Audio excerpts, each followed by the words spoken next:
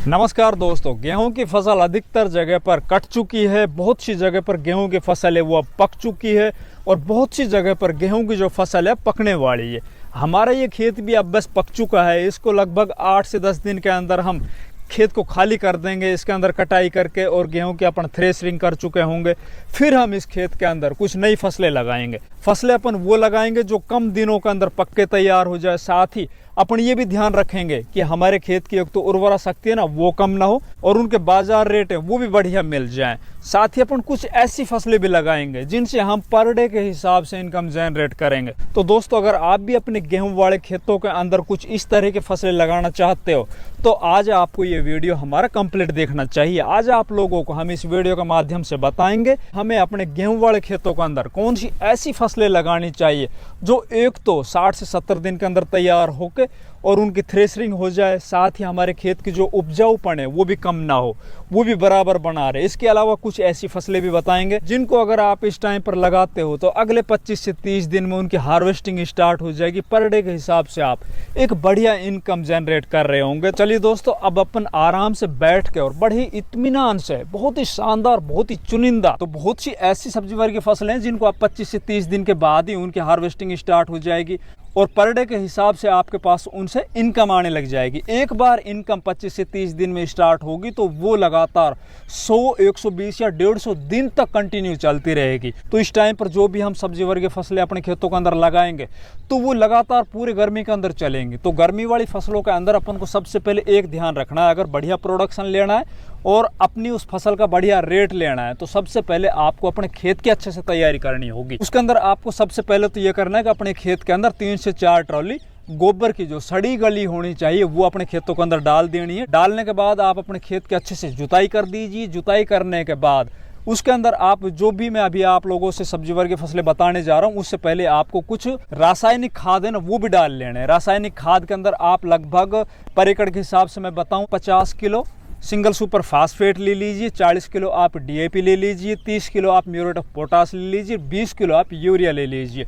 इन सभी को लेकर मिलाकर अपने खेत के अंदर छींट दीजिए। छींटने के बाद दोबारा से आप अपने खेत के अंदर कल्टीवेटर निकाल दीजिए, फिर आप पाटा लगा दीजिए। इस तरह से खेत की तैयारी करने के बाद जब आपको ये विश्वास हो जाए कि हमारा खेत है अब एकदम अच्छे से तैयार हो चुका है, इसके अंदर अपन जो भी कोई सब्जी वाली फसलें लगाएंगे उनसे अपन बेहतर उत्पादन ले सकते हैं। फिर अपन को इसके अंदर कुछ चुनिंदा सब्जी वर्ग की फसलें जो अभी मैं आप लोगों से बताने जा रहा हूं उनको लगाना है। उसके अंदर सबसे पहले और पहली प्रायोरिटी पर अपन को रखना है हरा धनिया। जी दोस्तों, इस टाइम पर अगर आप अपने गेहूं के खेतों के अंदर हरा धनिया लगा देते हो तो आप देखोगे हरा धनिया जब आपका 25 से 30 या 35 दिन के अंदर तैयार होकर बाजार में जाएगा उस टाइम पर हरे धनिया को जो रेट मिलेंगे ना, हो सकता है किसी भी सब्जी को उस टाइम पर रेट ना मिल रहे हो, क्योंकि गर्मियों के मौसम के अंदर हरा धनिया है ना वो बहुत ही ज़्यादा बाजार के अंदर शॉर्ट हो जाता है। जैसे जैसे दिन का तापमान बढ़ता चला जाएगा हरे धनिया के बीज के जो जर्मिनेशन है ना वो हो ही नहीं पाएगी।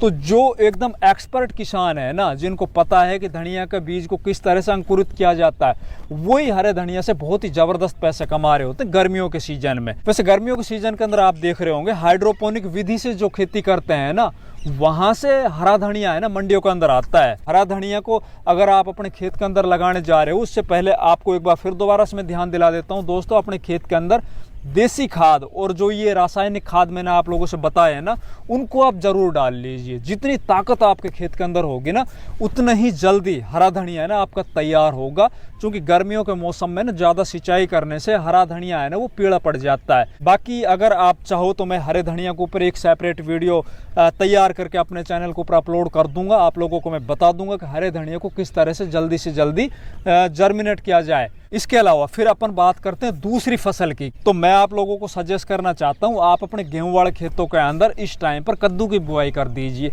कद्दू है ना दोस्तों, उसके अंदर एक तो खर्च है ना बिल्कुल नाम मात्र का आता है। दूसरा, कद्दू अगर आप इस टाइम पर लगाते हो और जब कद्दू आपका हरा होगा उस टाइम पर भी आप उसको बाजार के अंदर बेच सकते हो। अगर हरे वाले कद्दू को रेट बाजार के अंदर कम मिल रहे हो तो उनको आप बाद में जब वो पूरे साइज ले जाएं तो उनकी तुड़ाई करके आप रख सकते हो। उसको फिर आप जब जैसे बाजार के अंदर रेट बढ़िया मिल जाए उस टाइम भी आप उनको बेच सकते हो। कद्दू है वो बिगड़ता नहीं है, आप लोगों को पता है। इसके अंदर खर्च है वो भी बिल्कुल नाम मात्र का होता है। इसके अंदर जो आप लोगों को स्क्रीन के ऊपर ये जो कद्दू के बीज की जो वैरायटी दिखाई दे रही है इनमें से आप कोई भी लेके अपने खेतों के अंदर लगा सकते हो।